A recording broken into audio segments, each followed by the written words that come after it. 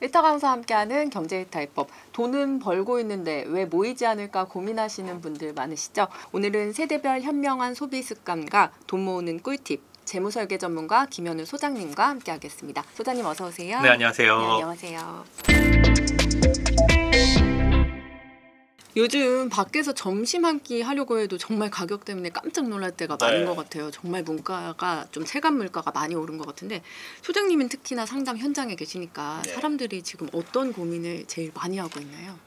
일단은 물가 말씀하셨으니까 물가 진짜 너무 비싸서 뭐 못 사 먹겠다. 그런데 뭐 다들 사 드시죠.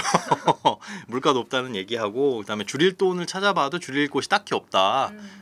이거 뭐 쓰는 것도 없는데 고정적으로 숨만 쉬어도 나가는 돈이 너무 많다. 요 두 가지 말씀을 하시거든요. 그런데 사실 물가는 지금 많이 잡혔잖아요. 소비자 물가 잡혔는데 우리가 체감 물가는 여전히 높다고 느낄 수밖에는 없는 게 물가가 잡혔다는 의미가 물가가 다시 떨어졌다는 의미는 아닙니다. 상승세가 둔화됐다라는 거지. 그러니까 예전에 우리 코로나 전에 뭐 한 3,500원 하던 참치김밥이 지금은 어디 가면 5,500원 막 이러잖아요. 그게 다시 뭐 5,000원, 4,500원으로 떨어져서 물가가 잡혔다 이렇게 오해를 하시면 안 될 거라는 거. 5,000원 하는 참치김밥이 8,000원, 9,000원 가지는 않을 거야. 앞으로 좀 오르더라도 좀 천천히 올라. 이렇게 받아들이셔야 되는데 실제로는 여전히 이제 물가가 높다라고 느껴지는 게 그게 다시 원위치로 돌아가진 않기 때문에 그렇게 느껴지시는 것 같고요. 그 와중에서 이제 쓰는 것들을 줄이지는 못하잖아요. 갑작스럽게 줄이진 못하니까 어디에서 이제 내가 돈을 좀 아껴 볼까 고민을 해봐도 눈에 잘 보이지가 않는다는 게 지금 가장 큰 고민입니다. 눈에 보이지 않는다고 말씀을 해주셨는데 그래도 소장님 눈에는 연령대별로 이건 좀 줄일 수 있다 이게 보이실 것 같아요. 어떤 게 있을까요? 오히려 고연령층에서는 딱히 그렇게 예전에 비해서 늘어나는 소비는 없어요. 예전이라고 한다면 한 10년 전쯤. 그런데 우리가 코로나 겪으면서 많이 바뀌었죠. 많이 바뀌었는데 특히 이제 배달 비용 그리고 OTT 이런 고정 비용들이 상당히 많이 늘어났습니다. 어떻게 보면은 저는 이제 배달 비용이나 이런 것들을 게으름 비용이라고 표현을 하는데 나가서 사 먹거나 아니면 뭐 포장을 해오거나 이러면은 사실 아낄 수 있는 돈들이거든요. 근데 그거 한 1,000원, 2,000원 더 주고 요즘엔 뭐 무료 배달이라고도 하니까 근데 뭐 가격보다는 실제 가격보다 비싸죠. 근데 그거 비용 조금 더 지불하고 내가 편하면 그만큼 돈을 더 쓰게 되는 수밖에는 없습니다. 이런 것들이 관성화되다 보면 당연스럽게 돈을 많이 쓸 수밖에는 없는 거고 지출이 계속 늘어나는 게 OTT 같은 어떤 구독 경제 활성화 그런 것들 때문에 예전에 내던 걸 끊을 수는 없거든요. 특히나 뭐 집에서 렌탈하시는 분들 그런 거 있을 거예요. 정수기 뭐 비데 이런 거 한번 렌탈하기 시작하면은 이거 끊기가 사실 상당히 애매합니다. 근데 그런 것들에 의한 고정 비용이 늘어나면서 저축 여력이 없어지고 있는데 이게 저는 좀 객관적으로 본인의 소득 지출 현황을 좀 살펴봐야 될 것 같아요. 너무 과하게 소비를 하고 있지 않나, 내 수준에 맞지 않는 그런 경우들이 상당히 많이 있어서 월급을 500만 원 받으시는 분들이나 200만 원 받으시는 분들이나 소비의 구조를 보면 항목은 다 똑같다.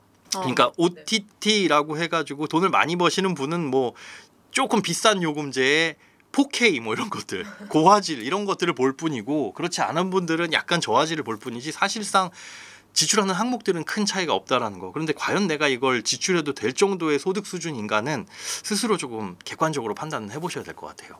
실제로 뭐 2030 이제 젊은 세대 중에는 뭐 직장생활 몇 년 했는데도 뭐 통장에 100만 원도 없다 이런 친구들도 있다고 하더라고요.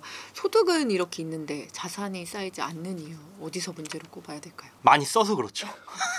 많이 써서 누가 훔쳐가는 거 아니잖아요. 본인이 다 쓰는 건데 돈이 안 남아요라고 하는 건 본인에게 문제가 있는 겁니다. 근데 줄이기 싫은 거죠. 줄이고 싶다라고 얘기하는데 이것 빼고 저것 빼고 저것 빼고라고 얘기하면서 못 줄이고 있어요. 그런데 이 지출을 줄일 때는 과감하게 줄여야 되고 그다음에 어떤 분들과 같이 시간을 보내느냐도 되게 중요한 것 같아요. 어떤 그룹을 보면 돈 모으는 거에 조금 이제 극단적인 표현을 쓰자면 혈안이 되어 있는 분들을 보면 대단히 아껴 쓰시거든요. 당연히 이제 20대 임에도 불구하고 꽤 많은 돈을 모으신 분들도 많이 있고요. 근데 소비를 주로 하시는 분들 간의 모임에 나가면 너도 나도 쓰는 그런 분위기밖에 형성이 될 수밖에 없습니다. 그래서 간혹가다 보면 월급을 받지 않으면 카드값을 갚을 수 없다, 연체된다 이런 분들이 종종 보이는데 그거는 상당히 재무적으로 문제가 있는 상태입니다. 그러니까 한 달 벌어서 사실 한 달 먹고 사는 거잖아요. 지난달에 월급이 내가 지난달에 긁은 지출이 이번 달 월급 안 들어오면 갚지 못한다라는 상태는 굉장히 심각한 건데 지금 대한민국에 그러신 분들이 상당히 많기 때문에 너도 나도 그러다 보니까 이 정도는 다 그냥 괜찮은 거 아니야라고 오해를 하실 수가 있다. 하지만 우리가 기업으로 놓고 봤을 때 이번 달 영업에 따라 가지고 회사에 명운이 걸려 있다라고 한다면 이건 상당히 심각한 수준이잖아요.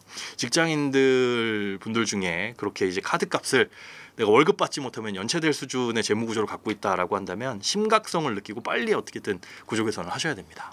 지금 말씀해주신 네. 그렇게 뭐 월급이 받자마자 정말 통장이 되는 그런 분들은 그러면 소비를 먼저 줄이는 게 좋을까요? 아니면 저축을 조금이라도 그 사이에 해야 될까요? 무조건 소비 먼저 줄이셔야 돼요. 무조건 줄여야 되는데 이제 저축을 보통 우리 묶어놓고 저축 먼저 해놓고 나머지를 써라라고 얘기를 하잖아요.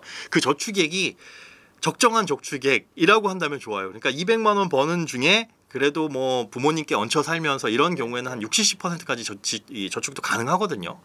그런데 그렇게 할 때 20만 원 저축 묶어놓고 나머지 써야지 해버리면 이것도 사실 의미 없는 거니까 제대로 되게끔 지출을 확 줄여가지고 지출 줄이는 게 가장 효과적이거든요. 소득 늘리는 것보다. 그런 것부터 이제 노력을 좀 기울이셔야 된다라고 말씀드리고 싶습니다. 네. 그러면 이제 직장인을 기준으로 월급 뭐 200에서 300만 원 정도인 분들과 500만 원 정도의 월급을 받는 분들이 각각 이제 소비 포트폴리오를 조금 어떻게 구성하면 좀 더 현명할지.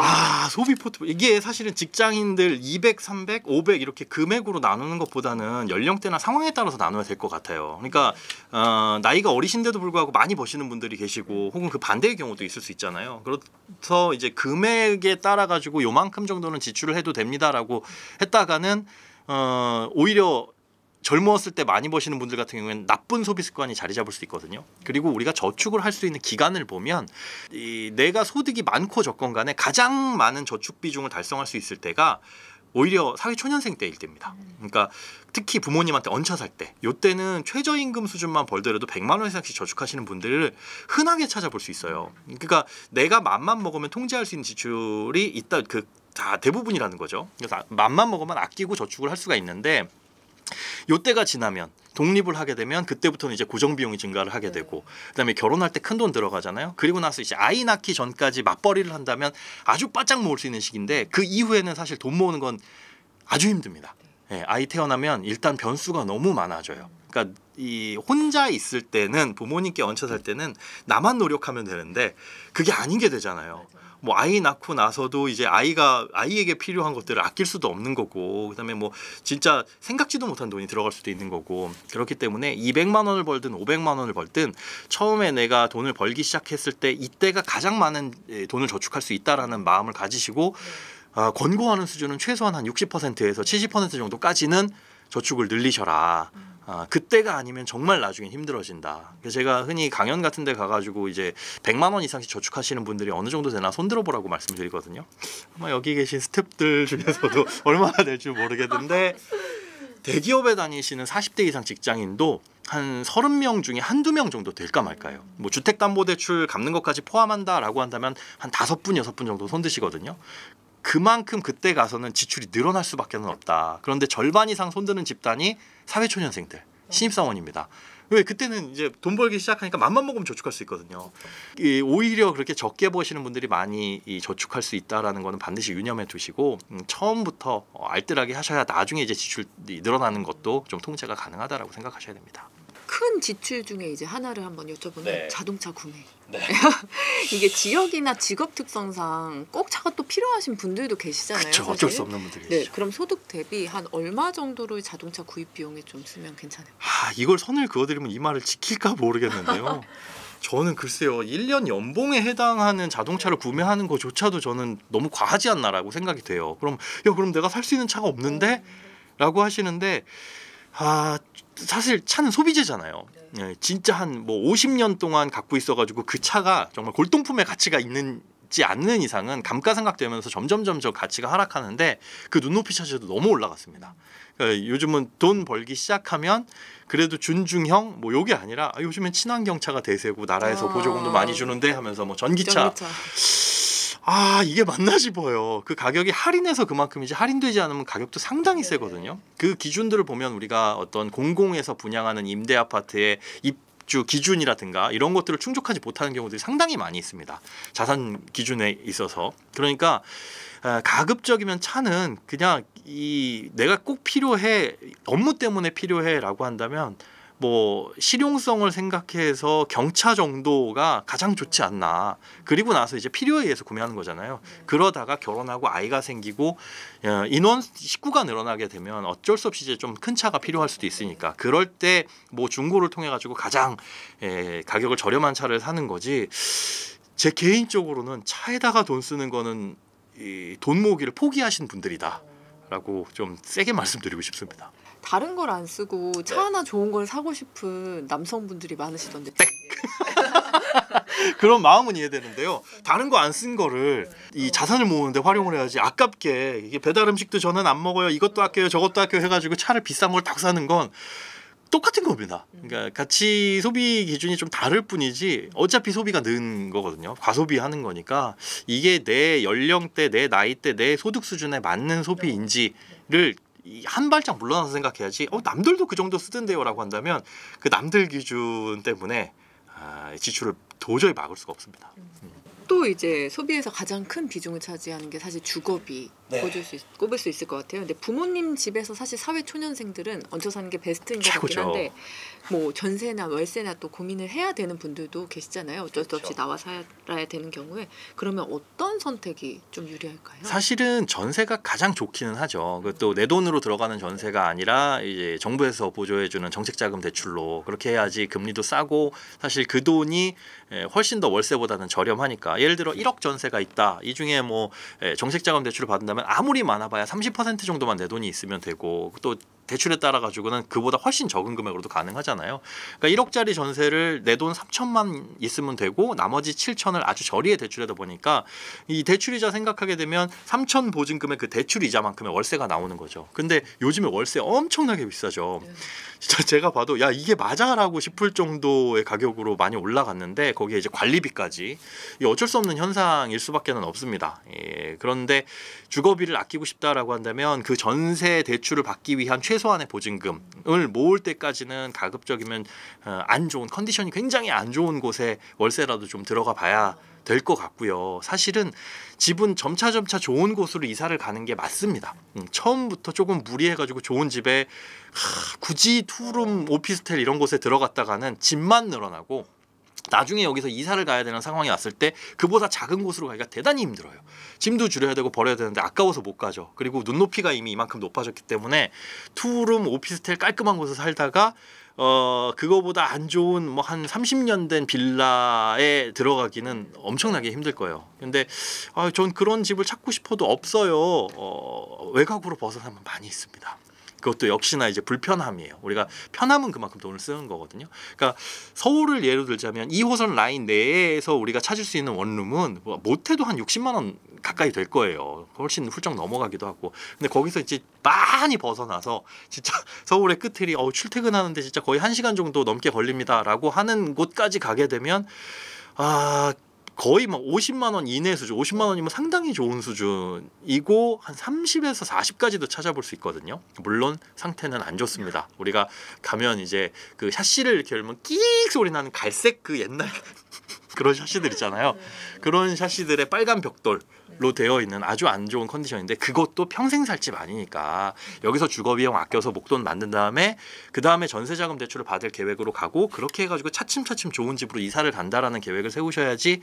안 그러면 처음부터 너무 좋은 집 들어가게 된다면 주거비용도 비용이고 눈높이도 올라가고 괜히 또 인테리어 한다고 돈 들어가고 저는 그런 부분에 있어서 처음에는 안 좋은 곳, 나중엔 좀 좋은 곳으로 가되 안 좋은 곳 월세부터 시작하셔서 전세로 이동을 하셔라라고 말씀드리고 싶습니다. 그러면 소득 대비 주거비 비중은 한 어느 정도가 적합할까요? 아 이게 뭐 이 어디 기관마다 또 내놓는 자료들이 다른데 한 15%에서 20%는 넘지 말아라. 그리고 막 좀 관리비나 공과금까지 포함을 하게 되면 아무리 많아도 25%를 초과해서는 안 된다라고 권고는 하고 있어요. 근데 그게 또 이제 개인 소득 수준에 따라서 다른 거죠. 500만 원 버는 분들의 20%와 뭐 200만 원 버는 분들의 20%는 좀 다른 거니까요. 그러니까 최소한 아끼도록 노력을 하되 이게 권고 기준을 초과하지는 않았는지 정도만 체크를 하시고 거기에 딱 맞춰서 마치 최저임금처럼 최소한 이거 이상은 해야 돼라는 그런 최저임금처럼 이 정도까지는 들어가도 괜찮아라고 받아들이시지만은 않았으면 좋겠습니다.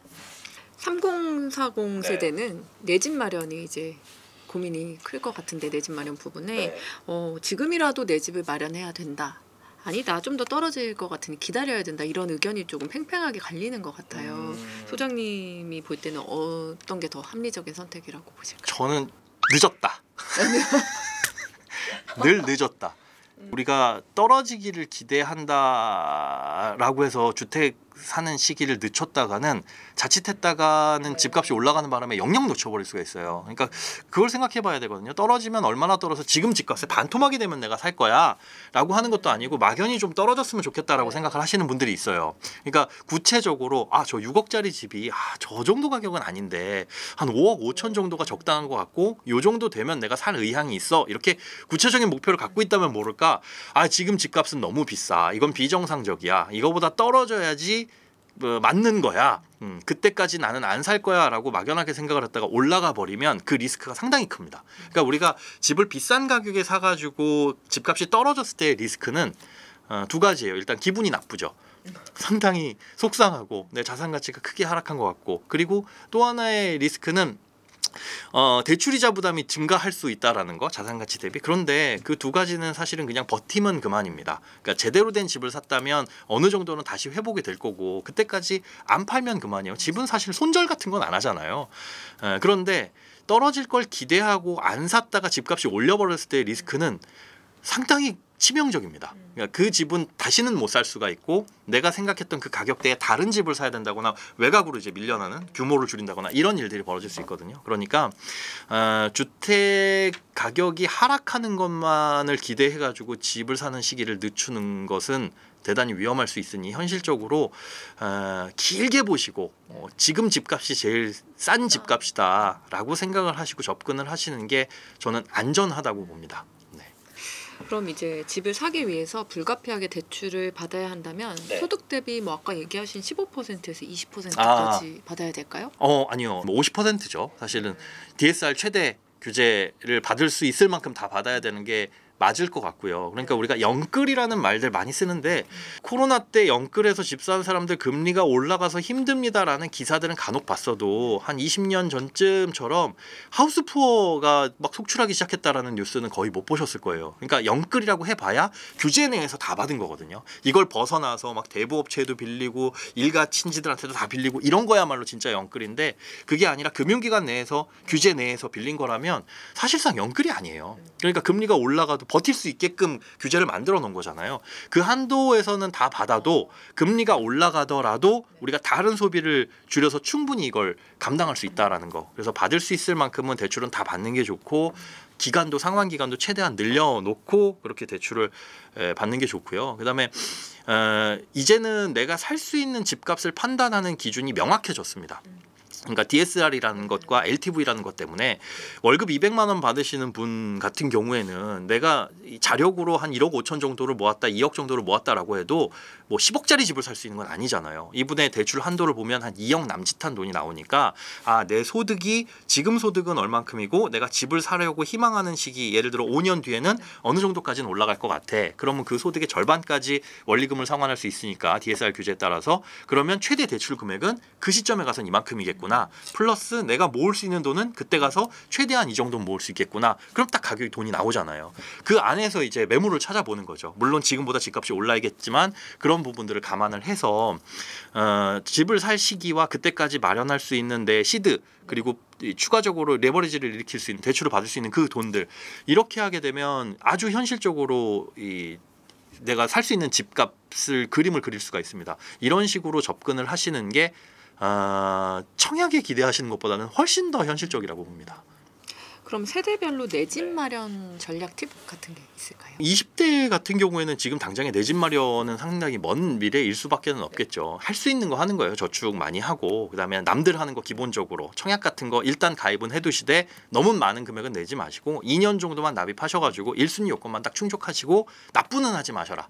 예, 납부는 하지 마셔라. 그거는 이제 30, 40 세대도 마찬가지고요. 네. 마찬가지고 이제 30대 정도 들어서기 시작하면 구체적인 시기를 그리셔야죠. 뭐 결혼도 있을 것이고 아이가 태어나는 시점도 있을 것이고 하다 보니까 그리고 이제 소득도 결혼을 했다면 거의 2배 가까이 늘어날 수 있잖아요.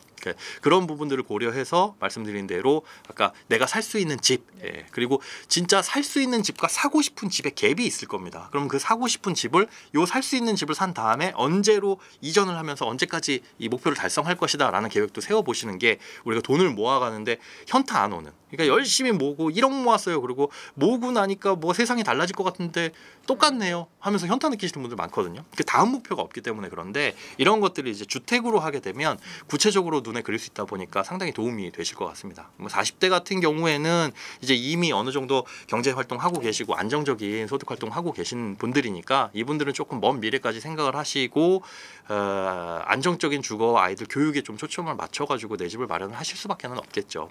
그래서 그때 가서는 이제 집의 컨디션보다는 앞으로 먼 미래에 이제 자산 가치 상승이라든가 입지라든가 그런 것들을 보고 마련을 하시는 게 좋지 않을까 그렇게 생각이 됩니다. 이재명 대통령 시대 네. 뭐 사회 초년생들이 꼭 챙겨야 할 제도 뭐 혜택 많을 것 같은데 어떤 게 있는지 소개 부탁드립니다. 일단 뭐 요번에 청년들을 위해서 나온다는 뭐 청년 미래적금이나 여러 가지 것들이 있죠. 그런 것들은 사실 챙겨볼 필요는 있기는 한데요. 가입은 해야 되느냐 말아야 되느냐는 개인 상황에 따라 가지고 좀 다릅니다. 그 예전에 청년 도약 계좌 같은 경우에는 처음에 나왔을 때 저는 조금 말렸었어요. 그러니까 기간이 너무 길거든요. 5년이라는 기간 처음엔 그랬었잖아요. 그 5년이라는 기간 동안 돈을 저축을 했을 때 받을 수 있는 돈이 말이 청년 도약 계좌지 도약을 하기에는 좀 부족한 5년 동안 이 돈을 모아가지고 뭘 도약 뭘 도약을 한다는 거지 그런 느낌이 드는 그 5년이라고 한다면 우리가 투자를 조금이라도 해보신 분들은 야 그 시간이면 차라리 좀 리스크를 걸고 뭐 주식 같은 걸 하겠네라고 생각하시는 분들 많으실 거예요. 그러니까 그 기간에 따라서 우리가 적금 같은 안전자산은 방망이를 그렇게 길게 잡으면 안 되거든요. 근데 요번에 나오는 미래적금도 이제 뭐 3년짜리 뭐 이렇게 나온다라고 하니까 저도 그것도 약간 좀 갸우뚱합니다. 그런데 일단 돈을 모아보신 적이 없다. 그리고 3년 안에 확정적으로 내가 이 정도 돈까지는 모아보고 싶다라고 하는 분들은 그거 일단 해놓고 그걸로만 끝내지는 마시고 나머지 것들도 저축을 해야 되겠죠. 그리고 그 외에 아까 주거 정책 이런 것들 말씀을 하셨는데 청년들이 좀 주거 비용을 아끼기 위해서 들어갈 수 있는 각종 이제 장기 임대 같은 케이스들 많이 있습니다. 이게 LH도 있고 지역주택공사 그러니까 SH 같은 지역주택공사에서도 분양을 하기는 하는데 이런 것들도 도전은 해보시되 주의하셔야 될 거는 여기에 들어가신 분들이 오히려 나중에 더 힘든 경우들이 많이 있어요. 그러니까 그 정책은 지금을 위해서 좀 활용을 해야지 여기서 안주하시면 안 된다라는 거. 그러니까 주거 비용이 워낙 저렴하다 보니까 다른 지출이 늘어나 버려서 나중에 가서 한 10년 뒤 장기 임대가 끝나고 나와가지고 무슨 집값이 이렇게 비싸 월세가 이렇게 비싸 해가지고 충격받는 분들 많이 계시거든요. 그거는 들어감과 동시에 다른 곳에 들어갔다고 생각하시고 비싼 월세 들어갔다고 생각하시고 그만큼은 이제 강제 저축을 하셔야 된다. 다만 이런 것들에 대한 정책 같은 경우에는 본인들이 뭐 지역주택공사나 이런 홈페이지에서 스스로 잘 챙겨보시는 게 좋을 것 같습니다. 이번 달에 이제 연준이 금리 인하 단행하면서 연내 2차례 추가 인하 가능성도 제기되고 있거든요. 네. 이럴 때 어떤 자산에 투자하는 게 유리할까요? 이것도 사실 늦었죠. 이럴 때 투자하기에는 아마 다 그런 기분 드실 거예요. S&P 500 뭐 S&P 500 모르면 그거라도 하라 그러는데 지금 너무 비싼 거 아니에요? 늘 이렇습니다. 늘. 그러니까 지금 너무 비싸다라고 느낌이 들 때도 올라갈 여력이 충분히 있고 다만 실제로 금리가 2차례 이상 낮아지고 진짜 바닥을 찍었을 때는 생각보다 많이 안 갈 수 있어요. 우리가 이제 이런 금융시장이라는 거는 사실 선행해서 움직이잖아요. 그러니까 우리나라 경기만 보더라도 지금 좋아진 게 하나도 없습니다. 그러니까 기대만 있는 거죠. 앞으로 금리 낮아질 거야. 돈을 풀게 되면 그래도 기업이 활동하기에 좀 좋아질 거야 라는 기대감에 주가가 올라가고 있을 뿐이지 지금 현 상태를 반영하는 건 아니거든요. 그렇기 때문에 실제로 금리가 낮아지고 바닥을 찍는 그 순간까지는 조금 올라갈 수 있겠지만 그 이후에는 상승 여력이 좀 둔화될 수 있다는 것도 늘 생각을 해보셔야 되고 지금 들어간다면 글쎄요, 어느 정도의 조정도 있을 수 있고 지금 안 좋은 소리도 뭐 몇몇 들려오는데 그런 거에 너무 신경 쓰지 마셔라. 신경 쓰지 마시고 늘 안 좋다라고 할 때가 가장 기회였으니까 제가 작년 말부터 오프라인 강연에서 늘 말씀드렸거든요. 이제부터는 현금 준비하시고 지금 들어갈 준비 하셔야 됩니다. 그런데 그럴 때일수록 워낙 이제 그 신문 기사들을 보면 금융시장이 멸망하는 거 아니야 같은 느낌, 부동산 시장이 폭락하는 거 아니야? 예, 그런 이제 불안한 그런 상황이 사실은 가장 좋은 투자 기회였다라는 거. 그리고 지금도 저는 코로나를 빗대어 얘기해주면 코로나가 딱 처음에 터지고 나서 한 2020년 3월 정도가 우리가 1,500선이 붕괴를 하고 한 6개월 뒤에 2,400선이 돌파를 했거든요. 그쯤의 느낌. 그러니까 그때도 야 이제는 고점 찍었구나. 이제는 꼭대기다, 위험하다라고 얘기했는데 그 이후로 3,000이 넘어갔잖아요. 그러니까 아직까지도 상승 여력은 충분히 있다. 왜냐하면 경기가 그만큼 안 좋기 때문에 지금부터 해야 될 것들은 더 이상 안 좋은 일, 악재는 없을 것이고 돈을 풀고 뭐 경기가 좋아지는 쪽에 힘쓸 수밖에 없는 거고 금리를 낮추더라도 그게 실물 경기에 반영되는 거는 최소한 한 반년 정도가 소요되니까 그때까지는 여력이 있으니 아직까지도 주저주저 하시는 분들은 시기를 분할해서라도 조금씩은 좀 투자자산에 들어가시는 게 금융자산에 들어가시는 게 좋다라고 말씀드리고 싶습니다. 그럼 이런 저축화 투자에 직장인 기준의 월 소득 한 몇 프로? 이것도 이 소득보다는 연령대와 상황입니다. 왜 흔히들 그런 말 하잖아요. 젊은 층일수록 뭐 20대일수록 공격적으로 투자를 하고 나이가 들수록 은퇴 시점에 가까워질수록 뭐 안전자산, 채권의 비중을 좀 옮겨놔라라고 얘기를 하는데 그거를 이제 오해를 하시면 안 될 게 20대는 뭐 복구할 수 있는 시간이 많으니까 그렇게 공격적으로 투자를 해도 돼라고 해석을 하시는 분들도 계세요. 근데 그거는 좀 위험한 생각입니다. 그러니까 20대에 1,000만 원을 모았어요. 그분에게 이 1,000만 원은 전 재산이자 굉장히 큰 돈입니다. 그리고 이게 상당히 다시 모으려면 어려운 돈일 수 있어요. 그런데 한 40대 50대쯤 가가지고 1,000만 원은 물론 큰 돈이지만 그거 잃는다고 해가지고 진짜 무슨 가정경제에 엄청난 영향을 미치진 않을 가능성이 높고요. 그렇다고 보면 이걸 함부로 2,000만 원을 진짜 무슨 선물 옵션 이렇게 진짜 위험한 자산에 투자를 해야 된다는 건 아니에요. 그러니까 20대 때나 이런 사회초년생 때 공격적으로 투자를 해도 되고 그렇게 할 수 있는 이유는 큰 변수가 없어서입니다. 그러니까 처음에 말씀드린 대로 그 결혼을 하지 않았으면 모든 소비는 내가 통제하기 나름이에요. 아프거나 다치는 거 아니면 차를 살까 말까도 선택이고 독립을 할까 말까도 선택입니다. 그러니까 내가 선택만 하지 않고 지출만 하지 않으면 지금 어떤 돈을 공격적인 자산에 묻어놨을 때 주가가 좀 빠진다고 하더라도 올라올 때까지 기다릴 수 있어요. 그러니까 핵심은 그거예요. 오를 것 같은 좋은 주식에 묻어놓고 기다리기만 하면 되는데 대부분 투자를 못 하시는 이유는 그때까지 못 기다립니다. 그러다가 돈이 필요한 일이 생겨버려요. 그게 이제 나중에 결혼하고 아이가 생기면 그때 변수가 많아지기 때문에 더더욱 그렇거든요.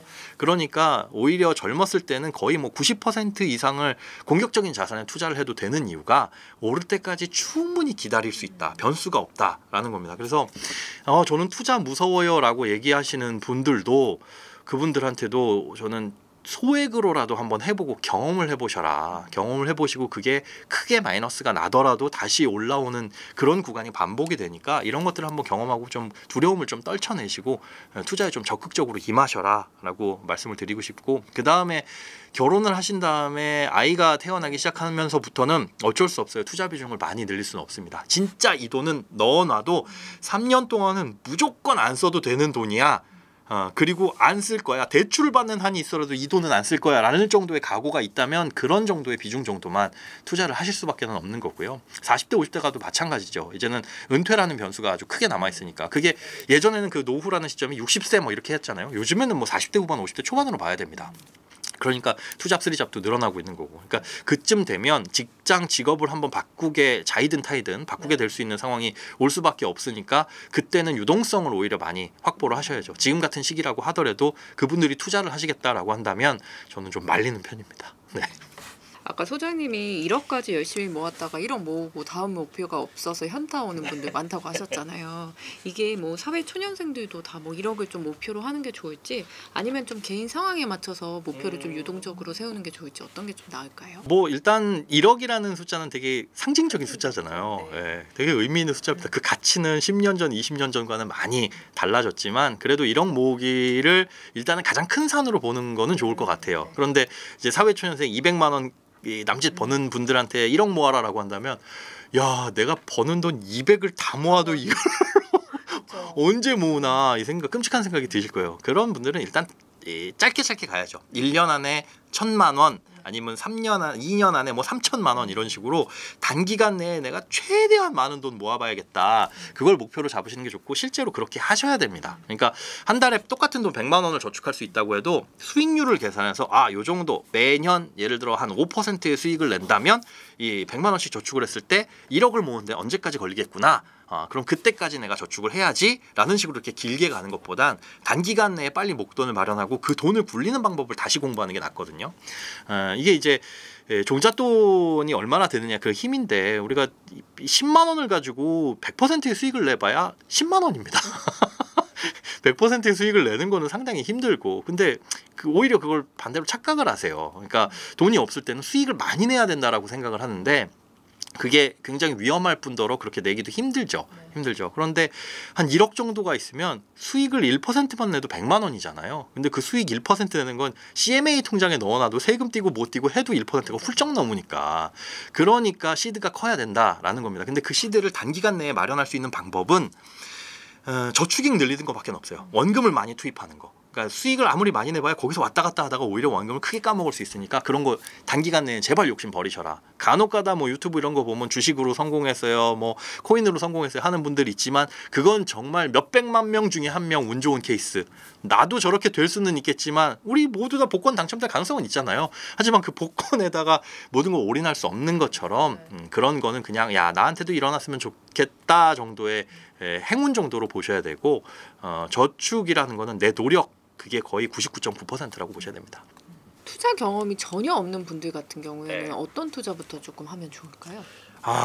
예전에는 그냥 펀드 같은 거 해보셔라라고 네. 말씀을 드렸는데 사실 펀드는 묻지마 투자예요. 그러니까 펀드 매니저한테 모든 걸 맡겨놓고 그 사람이 알아서 주식을 샀다 팔았다 채권을 샀다 팔았다 하는 거라 그냥 운입니다. 어떤 펀드를 고르느냐. 그래서 그 좋은 펀드 고르는 거에 시간 낭비하지 마세요. 좋은 펀드를 그냥 과거 수익률이 높은 쭉 장기적으로 높은 수익률을 내준 펀드가 좋은 펀드입니다. 근데 그런 펀드 매니저가 앞으로도 잘하겠지라고 기대하고 가는 거라서 이건 약간 묻지마 투자라 실제로 투자를 해보셔도 별 재미 없을 거예요. 그냥 딱 지역만 고르는 정도. 중국 펀드, 뭐 미국 펀드, 뭐 국내 펀드 요 정도에서라서 이런 것보다는 내가 그래도 좀 관심을 가지고 투자를 해보고 싶다라고 하면 가장 쉽게 접근할 수 있는 게 ETF죠.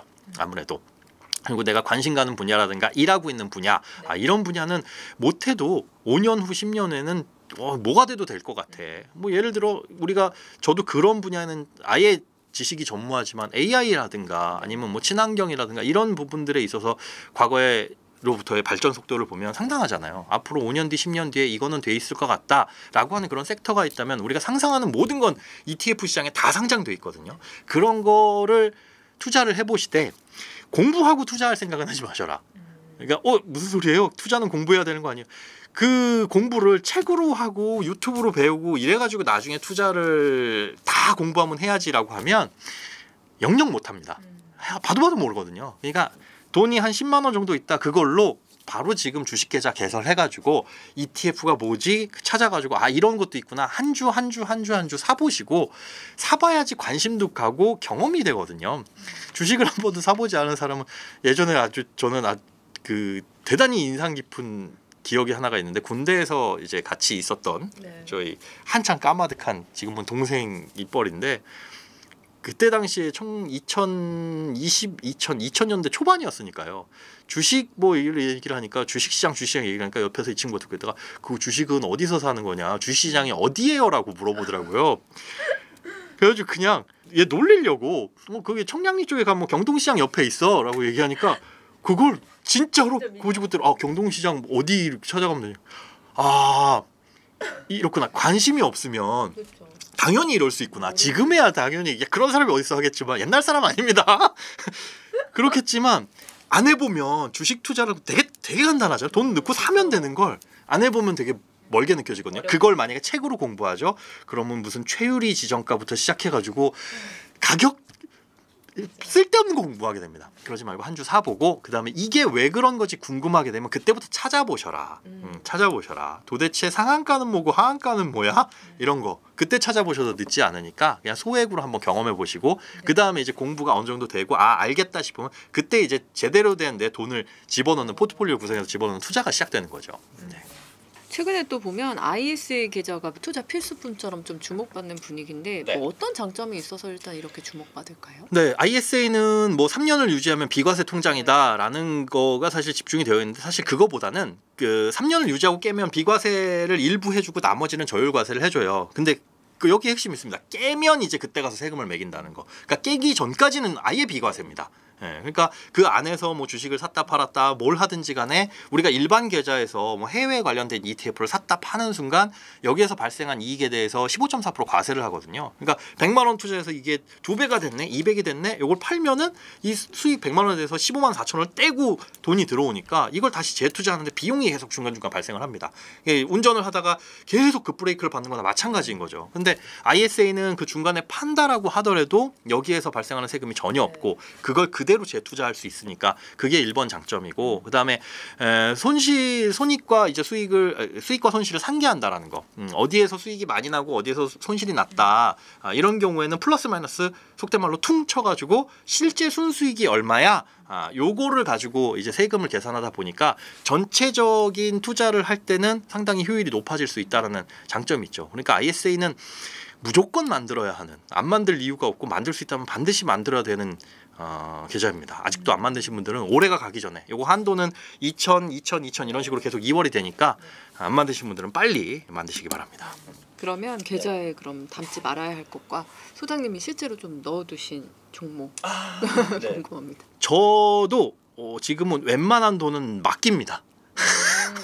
제가 이제 직접 투자하는 계좌도 있고 네. ISA나 뭐 연금저축이나 IRP 네. 이런 계좌들은 물론 이제 직접 ETF도 사고 팔고 했었는데 아무래도 요즘에 보면 그런 서비스들이 되게 많아졌어요. 그러니까 ISA나 IRP 연금저축 계좌를 내 돈을 누구한테 맡기는 건 아니에요. 그러니까 보통 이제 투자 자문이라고 해가지고 계좌를 어떻게 개설을 하게 되면 그 계좌에 대한 주문 권한을 그 사람한테 주는 거죠. 그리고 요거 지금 사야 됩니다, 팔아야 됩니다라는 승인 버튼만 누르면 되는데 이게 과거에는 돈이 많은 부자들이나 증권사가 가지고 이 소수들만 가능했던 건데 요즘은 그런 서비스들을 앱에서 찾아보시면 많이 있어요. 수수료도 굉장히 쌉니다. 1년에 해봐야 쌓인 돈의 0.5% 정도. 그런데 밥만 먹고 그 투자만 연구하시는 분들이 굴려주는 것과 그냥 내 노력으로 하는 것과는 차이가 있어요. 그리고 이게 이제 사람인지라 내가 직접 투자를 하게 되면 저는 그렇더라고요. 해서는 안 될 짓을 꼭 하게 되더라고요.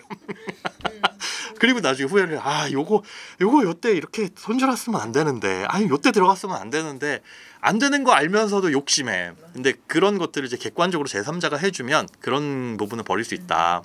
근데 개인이 투자하고 싶은 건 일반 계좌에서 하시고 ISA나 IRP 연금저축 같은 경우는 그런 서비스들 찾으셔가지고 맡겨놓으시는 거를 저는 추천을 드리고 뭐 개인적으로 운용을 하는 ISA라고 한다면은 증권사에서 그 중개형 ISA를 계좌를 개설하셔가지고 하셔라. 은행에서도 물론 ETF나 이런 거 거래할 수 있는 이 요령이 있기는 하지만 이게 실시간 거래는 안 되거든요. 그래서 ISA는 1인 1계좌이기 때문에 가급적이면 증권사에서 만드셔가지고 거래를 하시는 게 좋을 것 같습니다.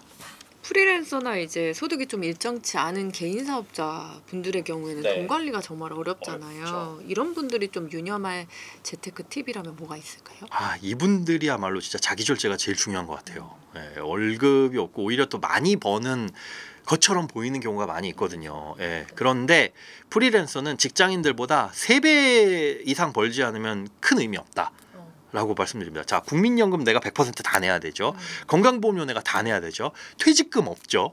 이런 것들을 계산해 보면 직장인들 월급 500만 원 받는데 프리랜서가 1000만 원을 받는다라고 한다면 비슷비슷하거나 그 밑이에요. 오히려 고용도 되게 불안하고요. 그래서 한 3배 정도 벌면 할 만해요. 그런데 그렇게 벌면 진짜 내가 돈 많이 버는 것 같거든요. 그럼 이제 지출 늘어날 수 있는데 여기에 이제 세금 낼 거 이런 것들 생각을 하면 연말정산도 안 되잖아요. 경비 인정 받을 것도 거의 없고. 그런 지출을 내가 제대로 통제하지 못하면 정말 돈 관리하기 힘든 게 프리랜서 자영업자 분들입니다. 이런 분들은 일단 비상금 많이 갖고 계셔야 되고 일반인보다 훨씬 6개월 동안 내가 소득이 끊기는 경우에는 어떻게 대비할 거야? 내가 아프면 그럴 수밖에 없잖아요. 그런 경우를 대비해서 비상금 정도는 다른 직장인들보다는 일반 직장인보다 많이 갖고 계셔야 되고 그다음에 저축의 방식도 적금이나 이런 걸 통해 가지고 목돈을 모으는 것보다는 비상금 통장, CMA 통장 같은 경우에 내가 남는 돈을 다 보낸 다음에 일정 금액 이상 되면 그거 뜯어가지고 예금이나 주식이나 이런 곳에 묻어두는 거 이런 방식을 가셔야 됩니다. 그러니까 적금을 하는 이유는 우리가 정해진 기간 내에 목돈을 확정적인 목돈을 마련하기 위해서 가는 거잖아요. 근데 프리랜서는 사실 그렇게 따박따박 해가지고 기간을 기다릴 필요가 없어요. 그러니까 500만 원 모을 거야 라고 한다면 어떤 달은 많이 들어오고 어떤 달은 적게 들어온 달 그걸 굳이 플랫하게 나눠가지고 1년을 기다릴 필요는 없는 거거든요. 그래서 CMA 통장에 내가 통제 잘해가지고 남는 돈을 다 빡빡 긁어 모은 다음에 목표로 하는 금액이 뭐 예를 들어 300이다 500이다 이만큼 되면 그거 뜯어가지고 예금 뜯어가지고 주식 이런 식으로 넣으셔야 된다. 그러니까 결국은 그걸 빼가지고 지출 이렇게 하지 않으려면 자기 절제가 대단히 중요하다라는 거 요거를 좀 시스템적으로 갖춰 놓으셨으면 좋겠어요. 그러니까 지출 통장에 대해서는 체크카드를 따로 만들어 가지고 나는 이 금액만큼만 한 달에 소비를 할 거야 이렇게 시스템적으로 가둬놔야지 안 그러면 이제 허리띠 풀러가면 살찌는 것처럼 조금씩 늘어나다 보면 어느 순간 내가 왜 한 달에 몇백을 쓰고 있지 이런 상황이 와버릴 수밖에 없으니까 그렇게 시스템을 갖춰놓고 지출 통장 따로 만들어가지고 소비를 하시는 걸 추천드립니다. 요즘에 워낙 전세 시장이 불안정하다 보니 전세를 월세로 이제 전환을 하고 남은 자금을 이제 투자에 좀 넣으려는 3040 세대도 많으시더라고요. 이런 전략 좀 어떻게 보실까요? 저는 말리고 싶지는 않아요. 그래서 실제로 잘 하시는 분들도 계시고 그런데 이거는 본인이 진짜 잘 하시는지 아니면 운에 의해서 돈 좀 벌어봤는데 이걸 요번 기회에 그래 이번이 놓칠 수 없는 기회야 이렇게 되는 건지는 잘 판단하셔야 된다. 그러니까 이게 나이가 많고 적음하고는 또 돈이 많고 적음하고는 상관이 없는 것 같아요. 투자라는 것도 아무리 위험한 투자라고 해도 진짜 재능이 있으시고 자기 절제 잘 하시는 분들은 뭐 선물 투자해가지고도 돈 잘 버시고 차트 보고 단타 매매해서 돈 잘 버시는데 그게 똑같은 투자를 함에 있어서 똑같은 소득이고 똑같은 나이라고 하더라도 다른 결과가 나올 수 있거든요. 그러니까 투기성으로 접근하시는 분들이 있고 정말로 자기 절제 잘해가지고 어느 정도는 손절하고 딱 오늘은 이거 잃었으면 그만해. 내가 수익을 봐도 익절 요만큼만 해라고 잘 통제를 하셔가지고 진짜 전문 투자자처럼 하시는 분들 이런 분들이라고 한다면 빚을 내서라도 투자하시는 것을 말리고 싶진 않아요. 왜냐하면 어떻게 보면 그건 기회가 될 수 있는 거니까요. 그런데 이제 남들이 할 때 그러니까 남들이 요즘 코인 한다, 코인으로 돈 많이 벌었대더라 이런 식으로 남들 쫓아가면서 투자할 때가 제일 위험한 때거든요. 그러니까 그런 거라면 말리고 싶지만 그렇지 않다면 레버리지 일으키는 거에 대해서는 너무 거부감 갖지 마셔라. 우리가 집을 살 때를 보면 집을 다 현금 주고 사는 사람은 없잖아요. 그러니까 가급적 레버리지를 많이 일으키려고 하고 그걸 규제를 하고 있고 내 집을 살 때 70%는 대출입니다. 그런데 투자를 할 때는 야 빚내서 투자하는 건 위험해 라고 얘기를 하거든요. 뭐 지분 투자가 아닌가. 근데 금융투자나 이런 거에 있어서는 우리가 보수적으로 그렇게 생각을 하는 이유가 아마 단기간 뭔가를 하려는 생각 때문에 그런 것 같아요. 지분 우리가 뭐 한 1년 2년 바라보고 집값 바짝 오르면 팔아버리고 말 거예요 이렇게 접근하는 게 아니라 사두고 우리가 길게 유지를 할 겁니다. 이러니까 조금 레버리지 일으키는 거에서 너그러운데 금융투자는 단기간 내에 어떻게 하려다가 안 되면 그거 어떡할 거야 빚 어떻게 갚을 거야 이런 식으로 접근하니까 좀 보수적으로 보는 것 같거든요. 그러니까 그런 마인드도 조금은 다른 시각에서 볼 필요는 있지 않나. 충분히 기회가 온다면 그거 전세로 깔고 앉아 있는 돈은 되게 아까운 돈이죠. 월세로 전환하거나 아니면 전세로 가지 않거나 그 돈을 잘 활용을 하시는 건 저는 나쁘지 않다고 봅니다. 그러면 이제 이재명 대통령 시대가 돼서 코스피에 대한 기대감이 이제 커지고 있으니까 그럼 주식 투자를 하는 게 좋을지 부동산 투자를 하는 게 좋을지 소장님은 어디에 좀 더 무게를 두실까요? 저는 부동산이요. 그게 부동산 투자라는 건 그러니까 부동산이 오를 거면 사세요 막 투기를 조장하는 건 절대 아닙니다. 그러니까 일단 주식은 없거나 있거나 있다고 해가지고 뭔가 안정감이 든거나 이러지는 않아요. 그게 많이 불어나도 기분은 좋습니다. 요즘에 아침마다 이게 앱 알림이 오거든요. 뭐 코스피, 코스닥, 뭐 연중 최고치기로 사상 계좌를 들여다보지 않아도 너무 흐뭇해요. 기분이 좋습니다. 계속 그리고 아침에 새벽이 눈뜨기가 기다려지는 게 밤새 이제 미국 시장이 어떻게 되는지도 늘 좋은 소리만 들려오니까. 근데 그건 이제 기분 좋고 만 거고 떨어지면 또 기분 나쁜 거고 팔지 않으면 내 돈이 아니에요. 그런데 이제 집이라는 거, 부동산을 투자를 하셔야 된다. 두 가지 중에 하나를 선택하셔라라고 이제 질문지로 주시니까 저는 부동산이라고 말씀드렸는데 집이죠, 집. 내 집을 갖고 있다라는 거에 대한 안정감은 다른 것들을 할 수 있는 어떤 계기가 될 수도 있습니다. 나는 요거 하나는 일단 이뤄놨으니까 그 다음에 무엇을 해볼까라는 도전도 할 수가 있는데 그렇지 않다면 주식만 이렇게 갖고 있다면 물론 이 돈이 어마어마하게 크다면 언제라도 집을 살 수 있을 정도로 그럴 정도라면 뭐 집을 사든 주식 투자를 하든 별 차이가 없겠죠. 그런데 둘 중 하나를 선택해야 되는 상황이라면 일단 해야 될 것부터 해놓고 그 다음을 생각을 하자. 그리고 그 시기가 지금 그렇게 나쁘지는 않으니 지금 정책도 그렇잖아요. 서민들의 주택 마련을 위해서 주거 안정시키고 그렇다고 한다면 집을 살 수 있는 기회를 더 넓혀주겠다. 무주택 서민들한테는 이라는 거니까 이런 기회를 사실 10분 활용하셔야 된다. 지금 집을 살 수 있는 링이 있다면 그 링 위에 올라올 수 있는 건 실수요자들밖에 없어요. 이미 다주택자들은 2주택, 3주택 사면서부터는 아예 그냥 투자 가치는 굉장히 안 좋아지거든요. 세금이나 각종 규제 때문에. 그러니까 이렇게 우리들끼리만 경쟁할 수 있는 상황에서 현실적으로 접근하셔가지고 집부터 마련을 하시는 게 저는 가장 현명하지 않나 그렇게 생각이 됩니다. 그렇다면 주택청약 통장도 한번 네. 여쭤볼게요. 보유 중인 분들은 계속 유지할까요, 말까요? 하셔야 됩니다. 남들 다 하니까 이것만큼은 제도가 또 어떻게 바뀔지 모르니 갖고는 계셔야 돼요. 그런데 25만 원씩 내고 계신 분들이 있다. 또 뭐 2만 원이든 5만 원이든 내지 마세요. 네. 안 내는 게 맞습니다. 주택청약 종합저축은. 그러니까 왜 그러냐면 우리가 돈을 꾸준히 내는 이유는 그 납입 인정금액 때문에 그렇죠. 여기에 돈을 많이 넣으면 청약 당첨 가능성이 올라갈 거라는 기대감 때문인데 실제로 국민주택과 민영주택 그리고 이 두 가지 유형 중에서도 국민주택 내에서도 여러 가지 특별공급이 있잖아요. 많은 돈을 냈을 때 당첨 가능성이 올라가는 건 국민주택의 일반 공급과 노부모 부양 특별 공급 요 딱 두 가지밖에 없습니다. 나머지는 금액은 전혀 상관이 없어요. 그러니까 최소 기준만 충족하면 돼요. 민영주택도 서울 같은 경우에 85제곱미터 300만 원만 넣으면 되거든요. 그러니까 많은 돈을 넣으면 당첨 가능성이 올라가는 건 국민주택에서 딱 그 두 가지 유형밖에 없는데 일반 공급은 일단 포기를 하셔야 될 게 일반 공급은 그냥 아무런 조건 없이 1순위만 달성하면 자격이 주어지잖아요. 그거 같은 경우에는 예전에 청약 저축 기억나시나요? 2009년 5월에 이 주택청약 종합저축이 출시되기 전에 국민주택용 통장으로 따로 있었던 청약저축 이거 가입자가 지금 전국에 아직까지도 31만 명입니다. 뭐 1순위는 한 25만 명 조금 못 될 거예요.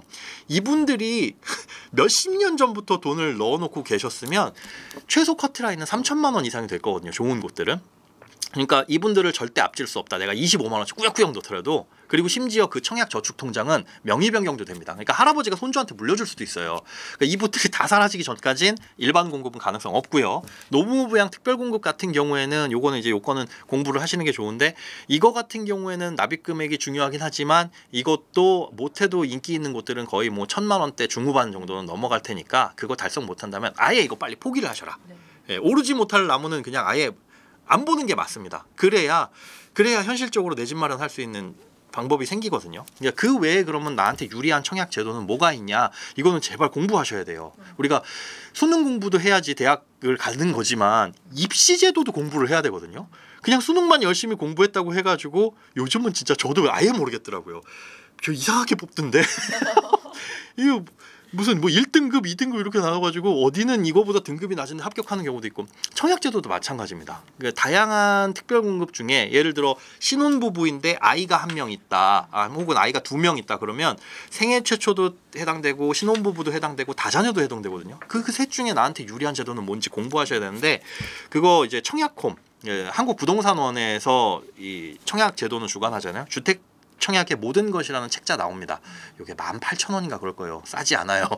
요거 사가지고 최소한 이 책은 정독하시고 완벽하게 습득을 하시는 게 그래야지 청약에 어느 정도 도움이 되실 겁니다. 네. 그럼 이제 소장님과 함께 보험도 한번 네. 점검을 해볼게요. 보험 상품이 너무 많다 보니까 이왕이면 좀 보험비 비싸고 보장 항목이 많으면 많을수록 좋은 거 아니야 이렇게 생각하게 되는데 네네네. 보험 어디서부터 좀 어떤 기준으로 점검을 하면 좋을까요? 일단 좋은 보험의 기준부터 해야 될 것 같아요. 그 좋은 보험이라고 한다면 싸고 우리가 보장을 많이 해주고 일 거잖아요. 네. 근데 보험은 그냥 많은 돈 내면 보험금 많이 받는 거고 적은 돈 내면 적게 받는 겁니다. 어쩔 수 없어요. 네. 당연히 암보험 진단금 1,000만 원 나오는 거가 보험료가 10,000원이라면 2,000만 원 받으려면 2만 원 내야 돼요. 그건 당연한 건데 설계사분들이 말씀하시는 좋은 보험과 우리들이 생각해야 될 좋은 보험은 좀 다른 개념이에요. 설계사분들이 말씀하시는 좋은 보험은 부족한 부분이 있으면 안 됩니다. 네. 입원해서도 이만큼 뭐 간병인 고용할 거 생각하셔야죠. 뭐 이런 거 생각하셔야죠. 그 어떤 경우에도 부족함이 없어야 돼요. 구멍이 없어야 돼요. 그런데 그럴 수는 없습니다. 네. 보험은 비용이에요. 버리는 돈입니다. 보험료는 안 버리는 게 제일 좋죠. 돈은. 그래서 보험은 가입 안 하는 게 제일 좋은데 그러기에는 너무 위험하죠. 빌 게이츠 같은 사람, 일론 머스크 같은 사람이 암보험 가입했을까요? 친구가 들어달라고 해서 아니면 재미삼아 혹은 뭐 상속이나 이런 특별한 이유를 위해서 가입할 수도 있겠지만 일반적인 건강보험 가입할 필요가 없죠. 저도 그렇게 돈이 많다면 그냥 아프면 내 돈으로 치료하면 되지 굳이 라는 생각을 할 거예요. 근데 우리들에게 보험이 필요한 이유는 그런 치료비가 너무나 크기 때문에 가정경제가 무너질 것 이걸 대비해서 평상시에 조그만 돈을 버리는 겁니다. 그러면 가장 적게 버려야 되고 치명적인 거에 대비를 해야 된다라는 거. 그럼 그거에 부합한 것들이 똑같은 돈을 내고 나는 평상시에 그냥 어디 골절되면은 10만 원 나와. 뭐 이런 데면 한 20만 원 나와. 이런 보험이 좋은 거냐? 아니면 나는 그런 보험금은 안 나오지만 크게 아팠을 때는 그래도 병원에 입원했을 때 몇 천만 원 나오는 치료비 정도는 충분히 감당할 수 있어. 이런 보험이 좋은 거냐? 당연히 후자겠죠. 그렇게 기준을 세우고 보험을 정리하는 게 1번일 것 같습니다. 보험 약관을 보면 이제 불필요한 특약도 이제 많잖아요. 대표적으로 좀 어떤 항목을 주의 깊게 보면 좋을까요? 저는 좀 전에 말씀드린 것처럼 소액 보험금. 이제 보험 증권 딱 보면 이 가입 금액 있을 거예요. 그런데 거기에 뭐 10만 원 단위, 20만 원 단위라고 많이 잡으면 한 100만 원까지 잡혀 있는 특약들은 다 빼셔도 무방하다. 그거 없다고 해서 가정경제 절대 안 무너진다. 뭐 입원비 같은 경우에 특히 이런 것들인데 입원비는 가입을 할 때 얘기를 들어보면 상당히 그럴듯해요. 요즘에 간병비 얼마인 줄 아세요? 그 하루에 얼마씩 몇만 원씩 나가는데 그 부담 때문에 입원 못하고 아니요. 그 부담 때문이 아니라 병원에서 입원을 안 시켜줘서 입원을 못합니다. 요즘에는 암 같은 거 수술 받아도 일주일 이상 입원 안 해요. 심지어 혼자 제대로 걷지도 못하는데 퇴원을 시키더라고요. 그래서 제가 지인이 그래 수술했는데 아니 이거 보호자가 없으면 이거 어떻게 수술 받아? 이럴 정도로 그러니 내가 하고 싶어도 입원 길게 못하고 그리고 심지어 길게 해준다라고 하더라도 직장 생활을 하고 있는 도중에는 입원 그렇게 못합니다. 길게 3일 이상 입원했을 때 하루에 5만 원씩 나오는 특약이 있다. 3일 이상부터 5만 원씩 나오는데 이게 장기 입원이면 도움이 되겠지만 일단 현실적으로 그게 불가능하다라는 거. 물론 내가 자이든 타이든 그렇게 입원하는 그 순간을 대비하기 위해서 가입하는 겁니다 라고는 하지만 그러기에는 보험료가 너무 비싸요. 그런 돈들 실제로 뭐 한 3만 원 정도 입원비 나오는 특약 나중에 가서 그래도 우리가 한 60세 이상 이런데 입원을 하게 됐을 때 받게 될 그런 걸 생각하면 근데 화폐 가치를 생각하면 한 20년 정도면 거의 뭐 10배 정도는 물가가 뛴다라고 보시면 되거든요. 그러니까 지금의 100만 원이 그때 가서는 10만 원 정도의 가치예요. 그러면 그때 가서 입원비 3만 원 받는 건 3천 원 받는 느낌일 겁니다. 그러니까 그거를 하자고 보험료를 그만큼 내고 있는 거 3천 원씩 내고 있다. 그럼 딱 그거 받는 거죠. 그러니까 차라리 그 돈으로 저축하시는 게 더 나을 것 같고 그런 특약들 뭐 1,000원밖에 안 해요. 몇백 원밖에 안 해요 하는 것들이 쌓여가지고 몇만 원 되는 거거든요. 그러니까 그런 뭐 소소하게 뭐 골절 진단금 10만 원, 무슨 화상 진단금 20만 원 나오는 것들은 다 빼셔라. 그리고 막 1,000만 원 단위로 나오는 특약 위주로 차라리 요 소소한 것 할 바에야 그런 쪽들을 몰아주는 게 낫고 보험료 아끼고 싶다라고 하면 몰아주지 말고 그냥 빼는 게 현실적으로 낫다라고 보는 거죠. 그럼 연령대별로 꼭 필요한 보험은 어떤 게 있을까요? 연령대별로 나눌 필요는 없을 것 같아요. 모두에게 필요한 그러니까 뭐 연령대별로 나이가 들면 치매보험 필요합니다라고 한다면 그때 가지고 보험 가입해야 되니까 그건 또 너무 비싸고 그냥 다 똑같습니다. 실손의료비 필수. 왜냐하면 얘는 이거 빼고는 다 해드릴게요. 뭐 그렇게 일부 제외되는 항목 말고는 대부분을 보장해 주잖아요. 그래서 실손의료비는 필수이고 그러면 실손의료비 정도면 다 되지 않아요? 라고 할 수가 있는데 물론 거의 다 됩니다. 이 정도면 보험의 목적 충분히 부합해요. 그런데 문제는 실비는 우리가 평생 가져갈 수가 없는 보험이에요. 구조상. 그게 1세대든 4세대든 나중에 나올 5세대든 6세대든 보험료가 갱신되면서 계속 올라가기 때문에 내가 보장받는 기간 내내 나중에 60세 되고 70세 되고 소득이 끊기거나 줄어들었을 때 보험료 부담이 커질 수밖에 없어요. 그러면 우리가 돈을 버는 시기에도 어디에서 돈을 줄여야 되지라고 생각하면 일단 보험에 눈이 돌아가거든요. 그때 시기에도 분명히 그럴 겁니다. 나는 국민연금 받아가지고 생활비도 빠듯한데 한 달에 보험료가 15만 원이에요. 실손보험료가. 차라리 병원비가 하는 게 낫겠네 생각해서 이거 깨게 될 거예요. 그 말인즉슨 실손보험은 언젠가는 우리 이별을 해야 될 보험이다. 그래서 얘만 딱 가입하고 있으면 안 됩니다. 실손보험 빼고서라도 얘가 없더라도 진단비 보험 정도는, 그래서 진단비도 암이라든가 뭐 뇌 관련 질환이라든가 심장 질환 같은 거, 뭐 3대 성인병이라고 하는데 이런 것들은 발병률도 높고 실제로 발병률이 높아지는 건 우리가 너무 오래 살아서 그래요. 그러니까 인간 수명이 40세라고 한다면 암 발생 확률을 따져보면 10명 중 1명일 겁니다. 그러니까 암이라는 거에 걸려보기 전에 다른 질병으로 사망을 하는 거죠. 근데 이게 수명이 길어지다 보니까 누구나 죽기 전에 한 번쯤은 암에 걸릴 수도 있어. 이렇게 돼버리는 거라서 그런 생각들을 하셔가지고 3대 성인병 같이 큰돈 들어가는 질병들은 진단금 충분히 넣으시는 게 맞을 것 같고, 부족하다라고 생각된다면 보험을 더 가입할 게 아니라 건강관리를 하시는 게 맞다. 그 돈으로.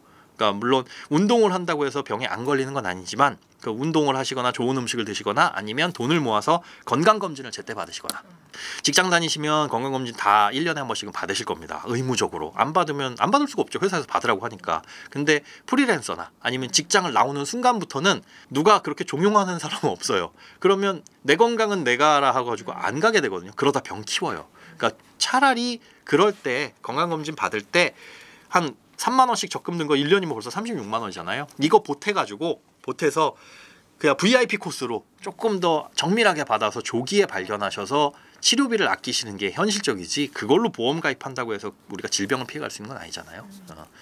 그렇게 준비를 하시는 게 좋을 것 같습니다. 그럼 보험료는 월 소득 대비 어느 정도 수준이 적당할까요? 요것도 재테크 서적 이런 거 보면 소득 대비 7에서 8% 이런 거 되게 많더라고요. 이게 어디서 시작되는지 모르겠는데 전 여기에 반대입니다. 공감할 수 없어요. 그러니까 이게 뭐 소득이 그럼 1,000만 원이면 70만 원에서 80만 원 내야 되냐? 부분이 더 아파요? 이것도 아니잖아요. 그 보험은 그냥 이 연령대별로 제가 말씀드린 그 원칙에 의해서 가입을 하게 되면 그때 당시에 나이 곱하기 한 3,500원에서 4,000원을 넘기기가 어려워요. 네, 어렵습니다. 물론 이제 가입 나이가 길어지게 되면, 늦어지게 되면 똑같은 보험도 비싸게 가입해야 되겠지만 이게 보험의 납입 구조 때문에 비싸지는 부분도 있습니다. 뭐냐, 보험은 100세 만기 보험입니다 라고 하더라도 보험료를 내는 납입기간이라는 게 있죠. 이게 10년에서 30년까지 보통 선택을 할 수가 있는데 최대한 길게 내는 게 좋아요. 그래서 20대 같은 경우에는 뭐 30년을 해도 충분하죠. 다 내도 50세니까 돈을 벌 수 있는 시기니까. 30대도 마찬가지고요. 그런데 40대 정도만 되더라도 30년 납으로 하게 되면 은퇴한 다음에 국민연금 받을 때까지도 보험료를 내야 돼요. 이러면 이제 문제가 생깁니다. 그래서 보험료 납입 기간은 소득이 끝나는 시점에다가 뒤를 맞춰가지고, 이 납입 기간을 길게 하면 총 내는 보험료는 많지만 이거 주택담보대출이랑 똑같습니다. 그러니까 10년에 짧게 내면 이자는 적게 내지만 부담이 그만큼 크거든요. 어차피 똑같은 집을 사는데 들어가는 비용인데 똑같은 보험을 가입하는 비용을 내가 지금 부담을 굳이 크게 해서 가입할 필요는 없다. 길게 가늘고 길게 내시되 그렇게 맞춰 본다면은 나이 곱하기 대략 한 3,500원, 4,000원. 4,000원이라고 치면 20살이면 8만 원이겠고 30살에 가입하면 12만 원이겠죠.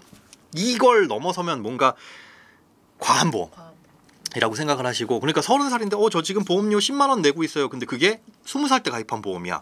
그러면 그때라면 한 8만 원이었었는데 2만 원이 초과된 거잖아요. 들여다보면 뭐 사망보험금이 많이 들어가 있거나 불필요한 특약들이 있을 테니까 줄일 여지가 있습니다. 그런 것들은 좀 다이어트 하실 필요가 있습니다. 최근에는 종신보험을 상속세나 증여세 절세 수단으로도 활용한다더라고요. 소장님께서는 이런 전략 어떻게 보세요? 요거 아주 위험한 전략입니다. 이거 세법에도 나와 있어요. 상속 증여세법에 이게 재미나게도 우리가 아이한테 증여를 해줘요. 그러니까 미성년 자녀한테는 10년간 2천만 원씩 세금 없이 증여를 할 수 있잖아요. 이 2천만 원을 증여해준 다음에 어디 뭐 S&P 500에 묻어놨어요. 20년 뒤에 보니까 2,002억이 됐어요. 그렇다고 하더라도 2천만 원 처음에 증여했을 때 신고했으면 2억에 대해서 증여세를 내지는 않습니다. 그런데 보험은 재미나게도 증여해준 돈으로 보험을 가입하게 됐을 때는 다르게 볼 수 있습니다. 이거 아주 위험해요. 따로 이제 별도로 법에다 명시할 만큼 얘를 편법적으로 자산증여에 활용하는 경우가 많이 있어서 그렇거든요. 그래서 아주 위험한 건데 그렇게 하려면 보험료를 증여받은 아이의 소득으로 내야 합니다. 예를 들어 얘한테 돈을 증여를 해주는 게 아니라 100만 원씩 증여를 해주면서 야 그걸로 종신보험 가입해서 아빠가 사망하면 나올 사망보험금을 네가 가입을 해. 아빠가 보험료 이렇게 증여해줄게. 증여신고도 하고 그러면 이 보험은 네 거니까 나중에 사망보험금 몇십억이 나와도 세금 없겠지? 아닙니다. 세금 내요. 이게 이상하기는 해요. 이거 다 증여신고도 마쳤는데 그걸로 보험을 가입했다고 그거는 나중에 가서 세금을 내라는 게 좀 이상하기는 한데 실제로는 법이 그렇습니다. 이게 만약에 그런데 그게 아니라 얘한테 건물을 하나 증여해줬어요. 아니면 그냥 월세 원룸 똑같이 임대료가 100만 원 나옵니다. 이걸로 예소득으로 보험료를 가입하는 건 그건 문제가 없어요. 근데 이런 식으로 자산을 이렇게 일부 줘가지고 그걸로 보험 가입시키고 그걸로 상속을 어떻게 준비한다? 이런 건 안 된다라는 거. 이거 간혹 잘못 알고 계신 분들이 계신데 그걸 진짜 크게 설계를 하신 분들도 계세요. 실제로 필요한 분들. 뭐 아빠가 엄마가 부동산이 많아가지고 사망을 하게 되면 자녀한테 상속되는데 몇십억이 필요하다. 이럴 경우에는 세무사하고 의논을 하셔가지고 반드시 문제가 없도록 이건 아주 잘 구성을 해야지 그냥 어디서 인터넷에 말만 믿고 증여한 다음에 그걸로 보험 가입해서 증여세나 상속세 줄여야지 이거 절대 나중에 큰일 날 수 있다. 물론 소액은 정말 뭐 소액이라면 국세청에서 그런 것까지 시시콜콜에 들여다보지는 않겠지만 컨셉 자체가 이건 위험한 컨셉일 수 있습니다. 은퇴를 앞둔 5060 이제 세대분들이 소장님께서 진행하는 그 송년제 네. 상담소에서 가장 많이 하는 질문이나 가장 큰 재무적 고민 어떤 게 있으신가요? 글쎄요. 이게 5060이신 분들뿐만이 아니더라도 제일 눈에 많이 들어오는 게 임대차 관계에서의 고민이에요. 이게 나쁜 집주인, 뭐 나쁜 세입자가 있는 게 아니라 임대차 보호법이 워낙 복잡하다 보니까 그 관계에서 문제나 분쟁의 소지가 발생할 여지가 대단히 큽니다. 그러니까 세입자가 알고 있는 계약갱신권 얘기랑 집주인이 알고 있는 그 권리가 완벽히 다른 거죠. 다른데 이걸 나한테 어떻게 활용하느냐 당연히 유리한 쪽으로 활용하겠죠. 그렇게 하면은 이제 상대방 쪽에서는 나쁜 누군가로 보이는 겁니다. 이렇게 계약갱신 청구권을 써가지고 이렇게 사는 나쁜 세입자 이분은 정당한 권리를 행사를 한 건데 근데 이게 모름에서 비롯되는 것 같아요. 닥치고 보니까 아니 법이 그래요? 예를 들어 묵시적 갱신 우리 많이들 들어봤잖아요. 우리가 뭐 연장할지 말지에 대해서 아무런 얘기가 없으면 묵시적으로 갱신이 된다. 그래서 한 번 더 연장이 된다. 근데 여기에는 이제 몇 가지 중요한 포인트가 있는데 계약을 만료되기 2개월 전에서 6개월 전까지 집주인과 세입자 간에 정말 그야말로 아무런 연락이 없어야 돼요. 물론 이제 잘 지내세요 정도는 괜찮지만 이 계약에 대해서 이런 반구 아예 언급이 없어야 됩니다. 언급이 잠깐이라도 오갔다? 뭐 계속 사실 거죠? 그럼 묵시적 갱신 쪽으로 이런 말이라도 오가면 이건 합의에 의한 갱신이거든요. 그러면 그 2년은 세입자도 지켜야 돼요. 뭐 집주인이 그때 우리 합의해가지고 갱신되고잖아요. 무슨 중간에 나가겠다고 해. 근데 세입자 입장에서 이거 묵시적 갱신이니까 나 언제든 나갈 수 있는 거 아니야? 이렇게 되거든요. 이거는 잘 몰라서 생기는 일이고 묵시적 갱신이 됐다고 해가지고 언제든 그냥 저 이제는 나갈 거예요. 다음 달에 보증금 빼주세요. 이거는 안 된다라는 거.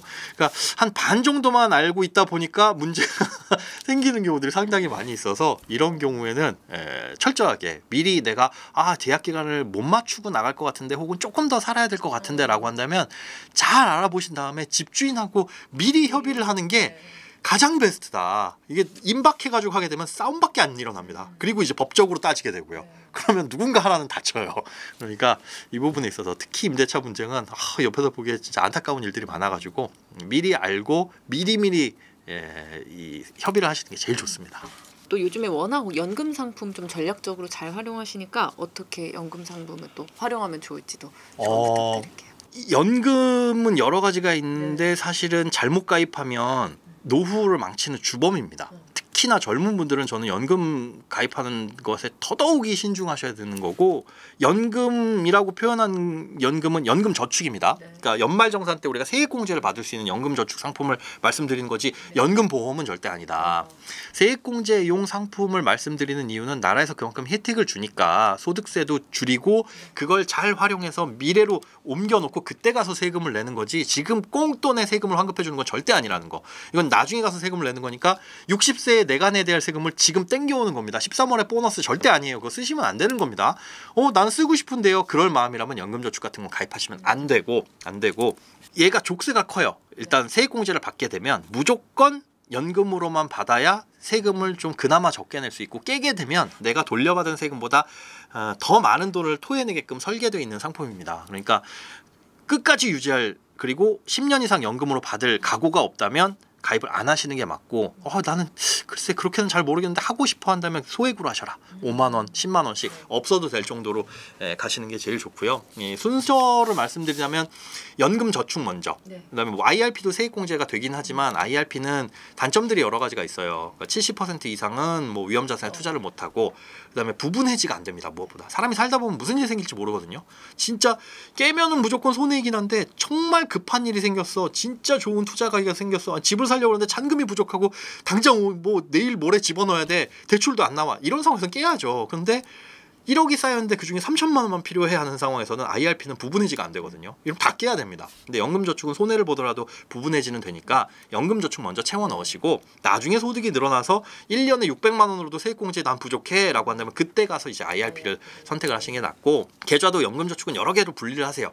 그러니까 세액공제 받는 용도의 연금저축, 저도 그렇게 분리를 해놨거든요. 그러니까 세액공제용 연금저축, 그다음에 투자용 연금저축 계좌, 얘는 세액공제 받지 않고 신청 안 하고 비과세잖아요. 이것도 깨기 전까지는 열심히 액티브하게 샀다 팔았다 하다가 수익이 나면 필요할 때 그걸 깨서 쓰는 용도로 이렇게 나눠가지고 투자를 하시는 걸 추천을 드립니다.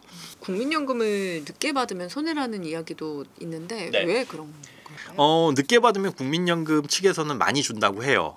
1년에 7.2%씩 5년을 늦춰 받으면 36%가 더 나옵니다. 그러니까 65세 때 100만 원을 받을 수 있다면 이걸 70세에 받으면 136만 원을 받게 되는 거예요. 이거 좋은 거 아니야 싶은데 우리 언제까지 살까요? 일단 그걸 모릅니다. 제가 예를 들어 70세에 받겠습니다 해가지고 많은 돈을 이제 받게 됐어요. 근데 71세에 사망하면 그럴 거였으면 차라리 5년 정도 더 받고 적게 받더라도 그걸로 잘 썼으면 될 것을 하는 아쉬움이 있죠. 국민연금도 반대로 당겨받을 수도 있어요. 65세에 받을 수 있다면 60세로 당겨받을 수 있는데, 이러면은 연금액이 30%가 감소합니다. 근데 저는 이거 선택할 거예요. 왜냐하면 60세에 쓸 수 있는 돈, 써야 될 돈이 70세, 80세와는 다릅니다. 해외여행 60세는 충분히 가죠. 10박 12일 막 이렇게 해가지고도 어디 긴 장거리 여행 가능해요. 근데 90이 넘었다. 이때는 누가 공짜로 보내준다 그래도 저는 못 갈 것 같아요. 걱정돼서. 그러니까 체력도 떨어지고 그러면 실제로 필요 생활비도 많이 감소합니다. 그러니까 돈은 쓸 수 있을 때 쓰고 차라리 부족하면 아껴 쓰는 게 낫지. 물론 여유가 있어서 국민연금 그거 없어도 그만이고요. 오히려 그거 지금 받으면 다른 소득 때문에 그거 깎여서 받아요 하시는 분들은 미뤄놔도 좋겠지만, 요거 수익률 때문에 조금 미뤄서 받을까, 그래서 1년 더 참을까 하시는 건 그냥 받으셔가지고 생활비에 요긴하게 쓰시는 게 저는 더 낫다고 봅니다. 그럼 노후 대비 방법으로 주택연금 고민하시는 분들 요 장점 어떤? 저는 주택연금 되게 아주 좋은 제도라고 생각하고, 저는 조금 약간 걱정이에요. 그 주택연금이라고 간단하게 설명드리면 주택을 담보로 대출 받는 겁니다. 근데 우리가 은행에서 대출을 받으면 내가 5억짜리 집 한 채만 있어, 모든 전 재산이 이 집 한 채야. 이분이 은행에서 3억 대출을 받았다. 그럼 통장에 3억이 그대로 꽂히잖아요. 그럼 그 3억 중에서 내가 생활비로 한 달에 필요한 만큼 꺼내 써야 되고 은행에도 대출 이자도 갚아야 됩니다. 그런데 이게 다 고갈이 되면 이제 은행에 더 이상 대출 원금을 못 갚겠죠. 그러면 이 집이 경매로 넘어가고 나는 살 곳이 없어지게 돼요. 근데 주택연금은 뭐냐면 대출을 받기는 받는데 이걸 목돈으로 빡 주는 게 아니라 매달 연금 형식으로 소액으로 줍니다. 그렇게 해서 소액으로 준 돈이 쌓여서 이자도 같이 붙어가지고 나중에 쌓여가지고 이걸 언제 갚냐? 부부가 모두 사망을 했을 때. 그때 집값에서 여지껏 받아간 연금 플러스 이자를 빼고 나머지 금액은 상속을 해줘요. 그러니까 내가 갖고 있는 자산을 유동화해가지고 쓸 수 있는 아주 좋은 거고 이 집에서 평생 살 수 있다는 거죠. 뭐 이사도 당연히 갈 수도 있고요. 그렇기 때문에 좋은 제도인데 만약에 집값이 그럼 떨어져서 내가 5억짜리 주택을 가입해가지고 쭉 살아서 부부 모두 사망했을 때 연금은 3억 원을 받아갔는데 이 집값이 2억으로 떨어져가지고 1억 원에 손해가 생겼다. 이건 주택금융공사에서 그냥 손해보고 마는 겁니다. 근데 집값이 오르는 지역도 있겠지만 일부 지역 같은 경우에는 장기적으로 봤을 때 떨어지는 곳들도 있잖아요. 이런 곳들에서 발생하는 손해는 어떻게 될까? 그래서 걱정인 게 앞서 걱정이라고 말씀드린 게 주택연금이 지금보다 점점 더 이런 것들이 반영되면 안 좋아지지 않을까. 왜냐면 저 이거 가입을 해야 되는데 60세 되면 요거랑 국민연금이랑 이렇게 가입해가지고 그러면 죽을 때까지 요 정도는 일단 깔고 가. 요걸로 부족한 거는 다른 돈 저축해가지고 모으면 생활비 되잖아요. 이렇게 지금 계획을 하고 있는데 안 좋아지면 어떨까 걱정이 있어요. 근데 지금까지도 봤을 때는 대단히 좋은 제도거든요. 물론 한 10년 전에 비해서는 연금액이 많이 줄었습니다. 과거에는 막 1억당 거의 한 27만 원 가까이 나왔는데 지금은 1억당 60세에 신청하면 20만 원이거든요. 5억짜리만 신청해도 100만 원이 죽을 때까지 나와요. 요런 것들 혹시 이 영상을 보고 계신 부모님 세대 내가 그래도 죽으면 집 한 채 물려줘야지라는 생각은 제발 버리세요. 100세 시대입니다. 여러분들 사망하시면 자녀 칠순잔치할 나이예요. 그때 집 물려줘봐야 부모님 때문에 다주택자 됐어 이 걱정밖에 안 해요. 그러니까 내 집은 그냥 내가 유동화해가지고 쓰시는 게 가장 현명하다. 특히나 지방이랑 이런 인구 소멸 지역으로 지금 우려되는 곳들이라서 집값 하락이 걱정되는 곳이라면 더더욱 이런 거 가입하셔가지고 차라리 생활비에 보태시는 걸 전 적극 추천드립니다. 마지막 질문 드려보겠습니다. 네. 100세 시대를 맞아서 은퇴 후에도 사실 일하는 분들 많이 계시잖아요. 네. 노후소득 이제 관리할 때 적금 위주로 좀 안전자산에 투자를 할지 아니면 뭐 주식이나 ETF 같은 투자도 좀 할지 어떻게 생각하세요? 당연히 투자도 병행을 하실 수밖에 없어요. 60세라고 한다면 야 이제는 안전자산 쪽에 많은 비중을 둬야 되는 거 아니야 싶은데 100세 시대면 40년을 살아야 됩니다. 제가 찾아보니까 45년 전쯤 1980년에 서초동 무지개 아파트 33평형이 2,750만 원이었어요. 거의 100배가 뛰었습니다. 100배가 뭐야? 40여 년 사이에 최소한 40년 정도면 20배는 무조건 뛴다. 그러니까 그 물가 상승을 극복할 수 있을 만한 정도의 투자는 하셔야 된다라는 거. 그런데 자 우리가 갖고 있는 노후 자산 중에는 국민연금 같은 이런 자산들이 있으면 이거는 물가 상승을 반영해서 줘요. 그러면 최소한의 금액은 물가 상승 반영되는 자산으로 깔고 가는 거죠. 그 다음에 노후 초기에 필요한 자금들은 지금의 물가나 3년 뒤의 물가나 그렇게 큰 차이 없어요. 올랐다고 하더라도 내가 그 정도는 조금 아껴 쓰면 됩니다. 그래서 은퇴 초기부터 한 대략 길게 잡아야 5년 정도까지는 이때 쓸 돈은 안정적인 돈으로 굴리시되 그 이후가 넘어가서 난 그래도 한 65세 이후에 70세 정도에 써야 될 돈이야. 요 정도 가가지고는 그래도 치료비, 의료비 이런 게 좀 더 들어가지 않을까? 그걸 대비해서 모아두시는 돈이라고 한다면 그런 것들은 약간 투자를 겸해가지고 가져가실 필요는 있다고 봅니다.